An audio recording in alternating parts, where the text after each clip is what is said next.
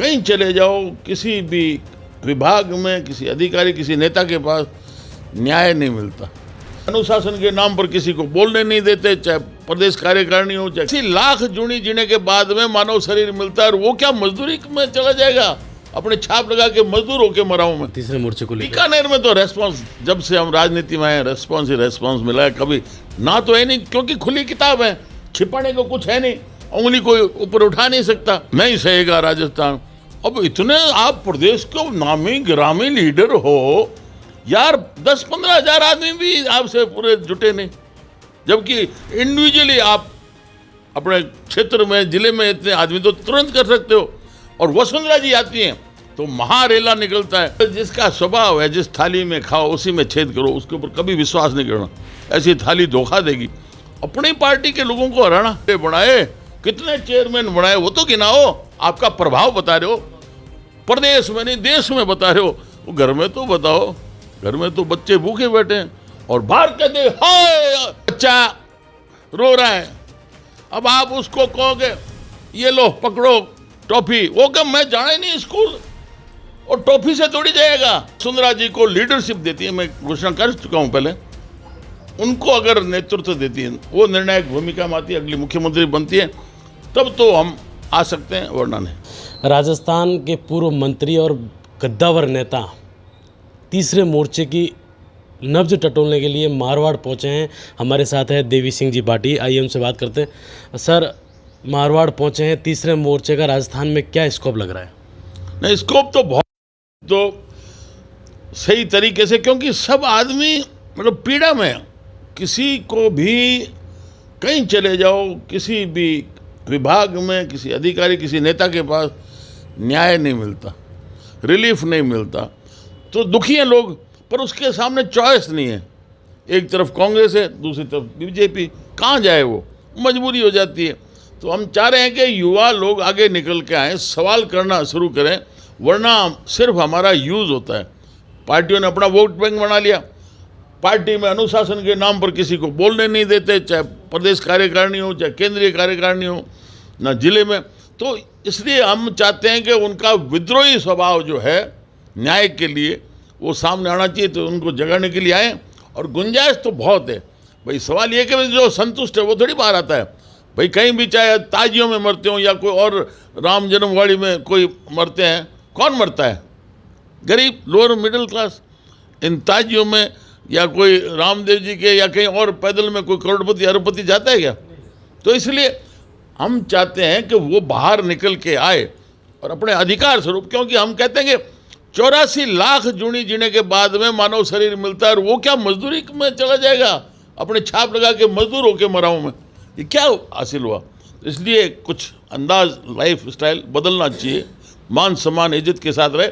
इसलिए हम पॉलिटिकली सारे लोग जो इस प्रकार से हौसला हिम्मत रखते हैं, उस जो युवा श्रेणी की सेकंड लाइन थर्ड लाइन है, उनको खड़ा करना चाहते हैं। बीकानेर में किस तरीके से रेस्पॉन्स मिला आपको तीसरे मोर्चे को लेकर? बीकानेर में तो रेस्पॉन्स, जब से हम राजनीति में आए, रेस्पॉन्स ही रेस्पॉन्स मिला है। कभी ना तो है नहीं, क्योंकि खुली किताब है, छिपाने को कुछ है नहीं, उंगली कोई ऊपर उठा नहीं सकता। तो वहाँ तो जब भी आवाज़ देते हैं, एक शाम को सिर्फ आवाज़ देते हैं कि कल आना है, हज़ारों में आ जाते हैं। तो वहाँ तो रेस्पॉन्स के लिए तैयार है। इसीलिए हम मारवाड़ में हैं, क्योंकि जोधपुर और बीकानेर भाई भाई हैं, तो ये भाई के परिवार है। इनको आज मैं चर्चा कर रहा हूँ जोधपुर में भी, कल कुछ दिन थोड़ी देर रहूँगा, उसके बाद में फिर जालोर, सिरोही, पाली वहाँ जाऊँगा, बाड़मेर, जैसलमेर भी जाऊँगा। और लोग इंतजार कर रहे हैं। आपने बीच में देखा होगा कि जोधपुर में एक गैस त्रासदी में 34 आदमी भूंगरा में ख़त्म हो गए, कोई संभालने वाला नहीं था। पर लोगों ने कहा कि आओ, हम आए, और पूरे जोधपुर में जाम लग गया, चक्का जाम हो गया, हिला के रख दिया। ये तो ठीक है, अब यहाँ के स्थानीय लोग थोड़ा सा हौसला रखें तो रास्ता बने। इसलिए हम सेकंड लाइन को, जो युवा है जोश से भरा हुआ है, उसको बाहर निकाल के लाना चाहते हैं सड़क के। उसको कोई मतलब नहीं कौन पार्टी किसको क्या, उसको ना जागीर चाहिए, ना वो कहीं कह रहा है कि मुझे कोई शादी करवा दो। वो हौसला रखता है, हौसले को जगह चाहिए, जगह बगैर वो कहाँ जाए, तो वो जगह हम दिखाएंगे। इस साल राजस्थान में चुनाव है, तीसरा मोर्चा कितना इफेक्ट कर पाएगा? इफेक्टिव तो तब होगा ना, माँ बाप है, शादी करवा दे, फेरे करवा देते हैं। अब बेटा बेटी करोगे जब ही तो रिजल्ट आएगा। तो बहुत भारी गुंजाइश है। और इसमें आप आने वाले दिनों में देखना, मुझे जैसा लगता है थोड़ा बहुत तो तजुर्बा हुआ है मुझे भी राजनीतिक तौर से, उम्र के हिसाब से भी, तो बहुत भारी गुंजाइश है। मैंने बताया ना, जैसे आरक्षण का विषय लेके चला था तो शून्य था वो, और शून्य से वो पहाड़ खड़ा हो गया, हासिल भी कर लिया 10% सवर्णों को आरक्षण। तो संभव है, आदमी विश्वसनीय होना चाहिए। जैसे हमने गौचर का बीकानेर में चालू किया, 23,000 बीघों में शुरुआत की, तो लोगों ने इतना भारी 1-1 लाख, 11 लाख, 21 लाख तक का सेव किया, और उसके अंदर अभी 14 किलोमीटर तक हमने 4 दीवारी बना दी। तो विश्वास होता है, वहाँ लोग तैयार खड़े हैं। अच्छा भाटी साहब, आप वसुंधरा राजे के समर्थक माने जाते हैं, क्या स्टैंड है वसुंधरा राजे का? इस चुनाव में कोई भूमिका रहेगी? भूमिका बनाई जाती है।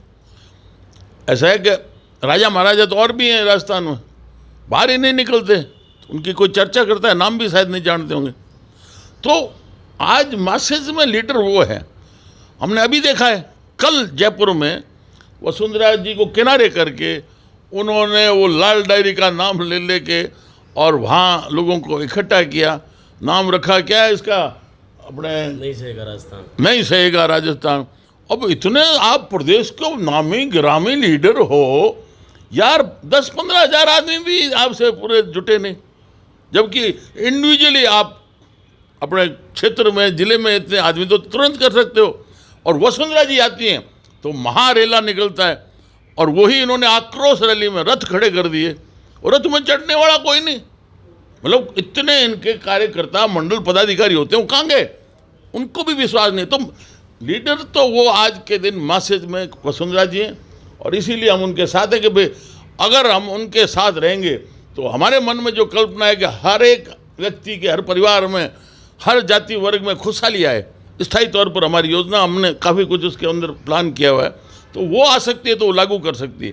बाकी दमदमे में दम नहीं, अब खैर मांगो जान की, बस जफर हो चुकी तलवार हिंदुस्तान की। अच्छा भाटी साहब, घर वापसी में कहाँ दिक्कत हो रही है? नहीं, घरवा किसके पास, किसके साथ? साथी चाहिए। हमारे लीडर थे चंद्रशेखर जी, धम धड़ाका आदमी, मर्द होना चाहिए। मर्द कहीं दिख ही नहीं रहा प्रदेश में, न कहीं और। हाँ, वो महिला है पर हौसला रखती है, और इसलिए हम उनकी टीम के साथी हैं, और हल्ला बोल वसुंधरा जी के साथ।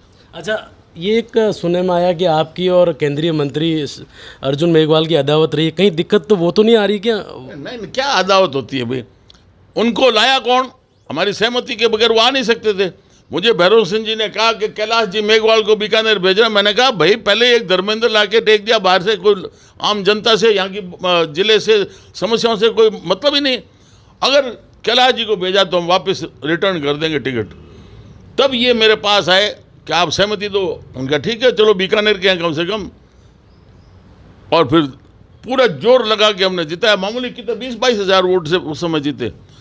तो वो हमारा काम था, किया।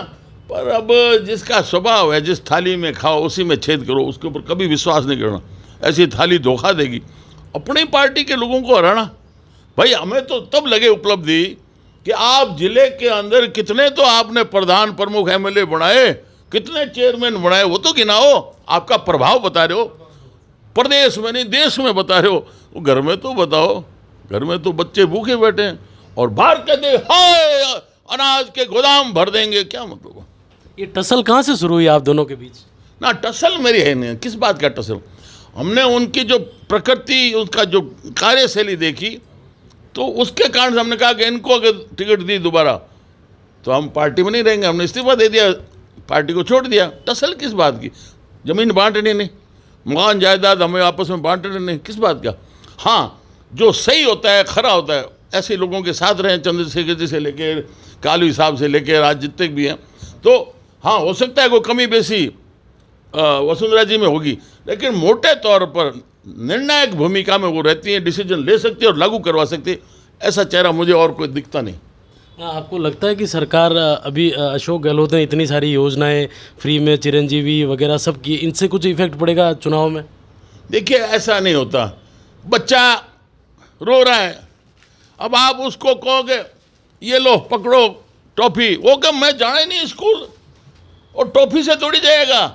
तो ये रेवड़ियाँ बांटने से अशोक गहलोत को किसका पैसा? आम जनता का पैसा आप लुटा रहे हो। अरे लुटाने से नहीं होता, आप कोई ऐड भर दो 4-4 पेज अखबारों में, उससे क्या होता है? उधर मध्य प्रदेश में भर रहे हैं, उधर और दूसरी जगह पर। आपने कभी उड़ीसा का कभी ऐड देखा? जो नवीन पटनायक 5 बार मुख्यमंत्री बन गया, उसको बाहर के भी कहीं आते जाते देखा है? तो ये ऐड देने से, रेवड़ियाँ बांटने, जनता थोड़ा बहुत तो समझती है ना कि क्या कर रहे हैं ये। इतने दिन तो जागे नहीं, अब अचानक इनको हो क्या ऐसा चमत्कार देवी देवताओं ने दे दिया, गए ये ले चल जम्बूरे, तो उससे कुछ होता नहीं। अच्छा, पार्टी अगर आपको वापस लेती है तो आप जाने को तैयार रहेंगे बीजेपी? No, nothing doing. अगर वसुंधरा जी को लीडरशिप देती है, मैं घोषणा कर चुका हूँ पहले, उनको अगर नेतृत्व देती है, वो निर्णायक भूमिका में आती है, अगली मुख्यमंत्री बनती है, तब तो हम आ सकते हैं, वरना नहीं।